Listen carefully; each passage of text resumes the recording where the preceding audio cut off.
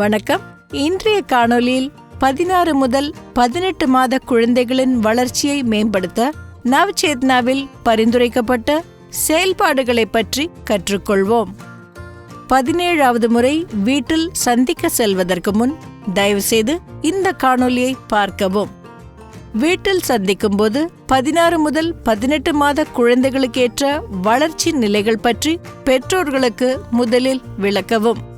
பின்னர் இந்த காணொளியில் பரிந்துரைக்கப்பட்டுள்ள விளையாட்டு அடிப்படையிலான எளிதான செயல்பாடுகளை அந்த குழந்தையுடன் சேர்ந்து செய்து காட்டுங்கள். இதை செய்து காட்டிய பின்பு இந்த விளையாட்டுகளை பெற்றோர் மற்றும் பிற குடும்ப உறுப்பினர்களையும் தினமும் குழந்தையுடன் விளையாட ஊக்குவிக்கவும்.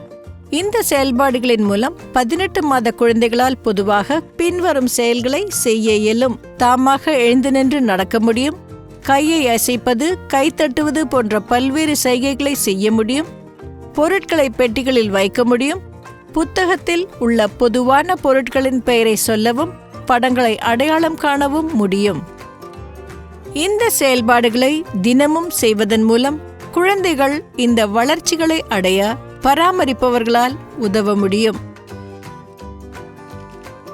நவ்சேத்னாவின் கூற்றுப்படி குழந்தை 16 மாத காலத்தில் செய்ய வேண்டிய செயல்பாடுகள்: கண்ணாடியில் தெரிவது யார் என்று கூறுதல், சொல்வதை கேட்டு நடத்தல், தலையணை மலை போல் வைத்து ஏறுதல், சுத்தம் செய்தல்.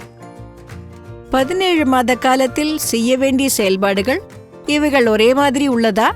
இழுத்து கொண்டு போ, பொருட்களுடன் விளையாடு, தூங்கும் நேர கதைகள். 18 மாத காலத்தில் செய்ய வேண்டிய செயல்பாடுகள்: நிழலுடன் விளையாடுதல், உடல் உறுப்புகளை அறிதல், கிறுக்கி விளையாடுதல், பாடல் பாடுதல். கண்ணாடியில் தெரிவது யார் என கேட்டு விளையாடுவதன் மூலம் குழந்தையின் கேட்கும் திறன் மற்றும் புரிந்து கொள்ளும் திறனை இந்த தாய் எவ்வாறு வலுப்படுத்துகிறார் என்பதை பார்க்கலாம். இந்த கண்ணாடியை பாரு, உன்னை பார்க்க முடியுதா? ஓ, அது நீதான். சிரிப்பியா? எங்கே சிரிச்சு காமி. இந்த எளிய செயல்பாடுகளை தினமும் செய்வதன் மூலம் குழந்தையின் முதல் 3 ஆண்டு கால வளர்ச்சிக்கு பராமரிப்பவர்களால் நிச்சயமாக உதவ முடியும்.